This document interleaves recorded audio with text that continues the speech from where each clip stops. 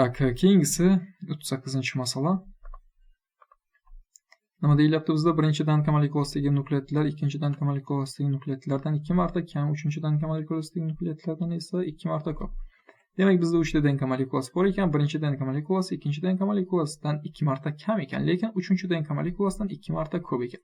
E'tibor bering, 2x, 4x. Birinchi denka ikkinchi denkadan 2 marta kammi? Ha, kam.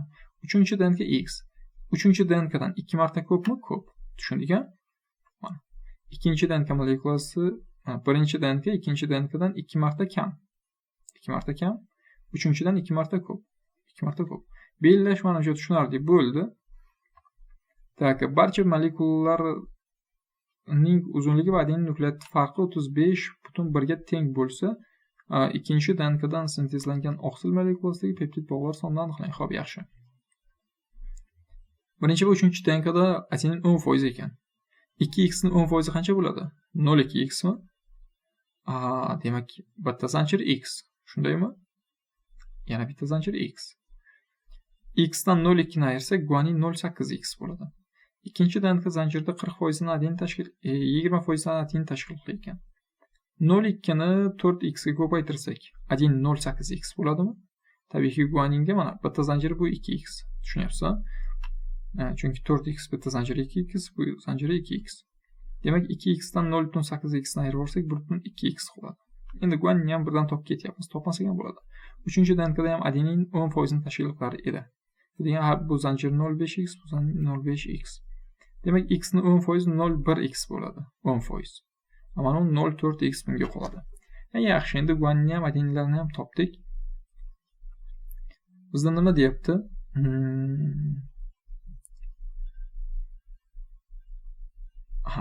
E'tibor bering, biz uzunliklarini hisoblasak. Qanday hisoblaymiz? Mana buni bitta zanjirni hisoblaymiz. Bitta zanjir necha dedik? X.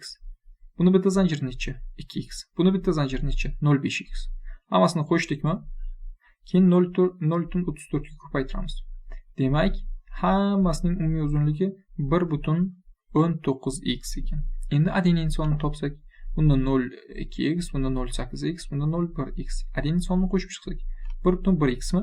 Bizlarda nima deyotgandi? Barcha denka molekulalarining uzunligi va adenin nukleotid farqi 35,1. Demak, 1,19 dan 1,1 ni ayirib olsak, farq nechaga teng bo'lishi kerak ekan? 351 ga.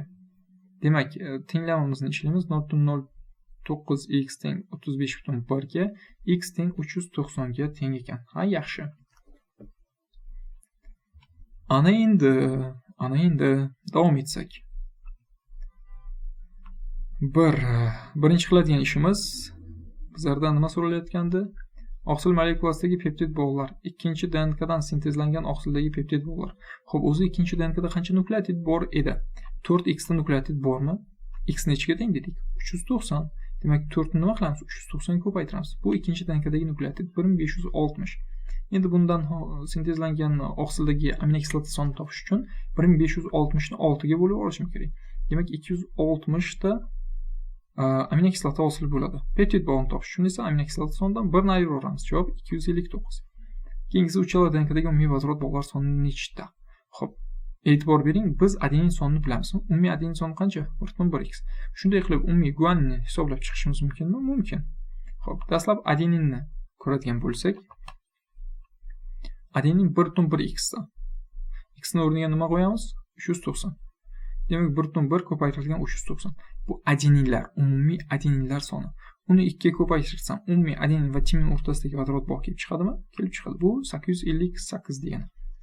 Ana endi umumiy guaninni qo'shib chiqsak, 0,8, 1,2x va 0,4x ni. Umumiy 2,4x. 2,4 ni ko'paytiraman 390 ga, ko'paytiraman 3 ga. Natijada bizlarda guanin va sitezin orasidagi vodorod bog'lar soni kelib chiqyapti. 2808. Endi mana bu 858 ga 2808 ni qo'shamiz, javob 3666 chiqadi.